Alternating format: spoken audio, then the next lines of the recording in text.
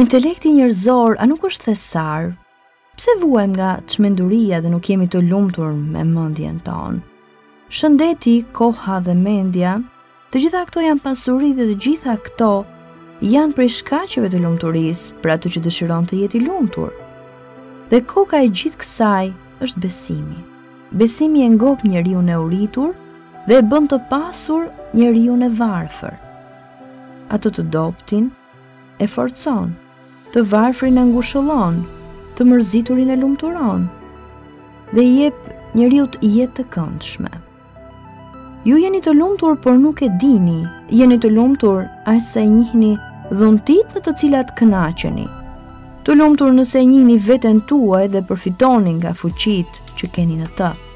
Të lumtur nëse e kërkoni lumturinë prej vetes tuaj dhe jo prej të tjerëve që janë përreth jush. Të lumtur nëse mendimet tuaja vazhdimisht janë me Zotin, i falenderoni për çdo begati, duroni në çdo fatkeqësi dhe do të jeni fitimtar në të dyja rastet dhe të suksesshëm në të dy jetët. Kur flasim për peshorën e lumturisë, duhet ta dim se mjaftueshmëria, kënaqja, moskeqardhja ndaj asaj që nuk mund të arrihet, qetësia e shpirtit dhe pasuria e saj janë peshorja e lumturisë. Duhet ta dim se të jemi dakord me atë që na ka ndarë Zoti na sjell lumturinë, ndërsa ai që vrapon pas të mirave të kësaj bote dhe pasurisë asnjëherë nuk do të ngopet. Edhe nëse gjithë thesarin e kësaj bote e grumbullon dhe do të mbetet sërish në vuajtje të brendshme. Mos u trishto, edhe nëse ndonjë ditë ke vështirësi, sepse gjatë gjithë kohës ke patur lehtësi. Mos u demoralizo, sepse demoralizimi është mosbesim. Ndoshta Zoti për pak kohë të pasuron.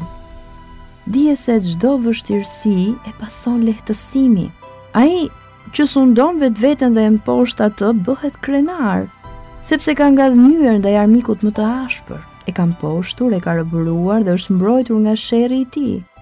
Kush është i ruajtur prej lakmisë së vet, ata janë të shpëtuarit. Kjo botë është vendi i provave, ndërsa njeriu i suksesshëm është ai që për begatin falenderon, për fatkeqësinë duron dhe në mënyrë të tillë që të jetojë me shpirtin e tij të qetë.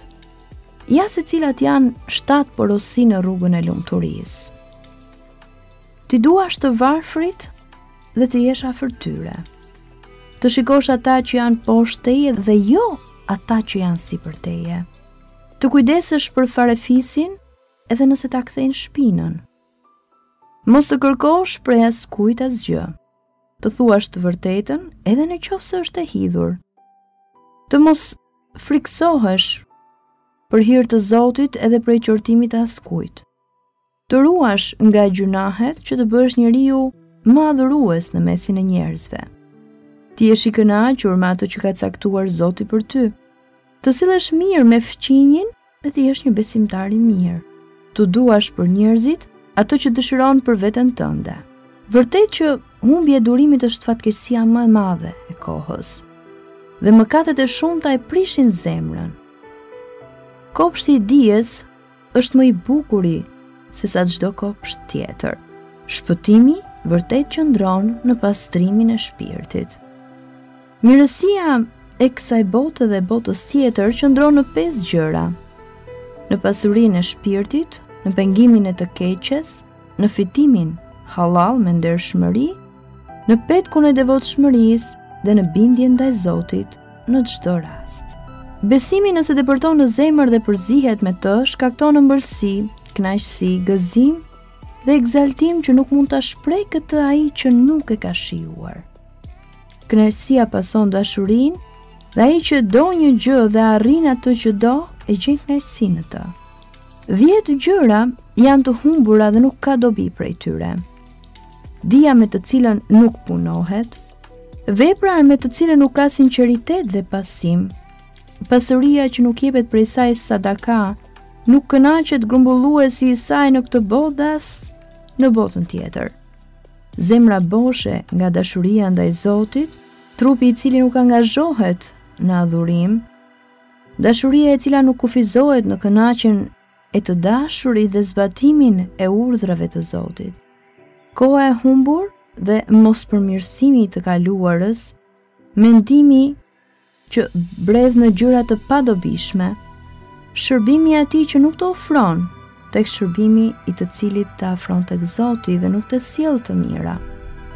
Dhe e fundit, frika dhe shpresja te ai që koka e tij është në dorë të Zotit, i cili është rob në grushtin e Zotit, vetes nuk mund të sigurojë as dëm dhe as dobi, as vdekje, as jetë dhe as ringjallje. Prej këtyre gjërave, dy gjëra janë humbja më e madhe dhe janë origjina e çdo humbjeje. Dhe ato janë humbja e zemrës dhe humbja e kohës.